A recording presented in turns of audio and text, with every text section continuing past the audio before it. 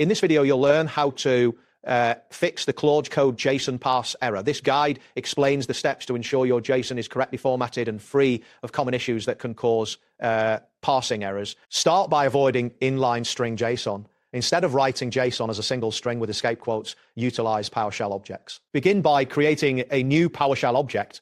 You can do this by entering the following command: $payload equals @model equals Claude3 HiQ2024 0307 max underscore tokens equals 5 messages at role equals user content hello Claude.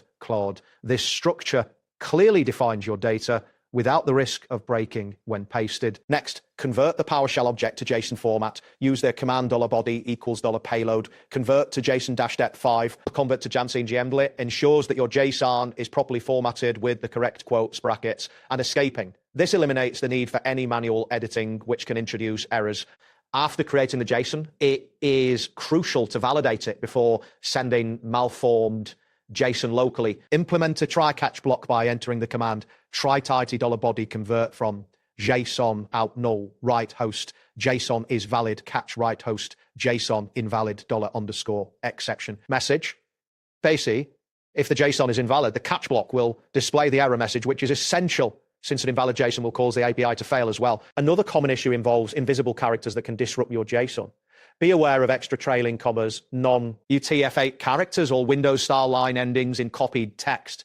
To sanitize your text, use the command $clean content equals hello Claude dash replaces on. Then assign this cleaned content back to your payload with $payload messages. Once your JSON is validated and sanitized, you can proceed to use invoke REST method properly.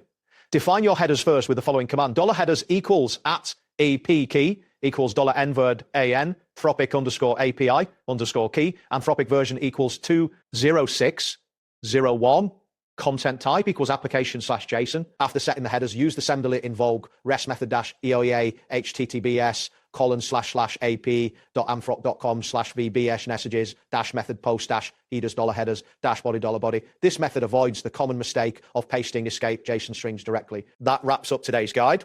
Thanks for watching, and catch you in the next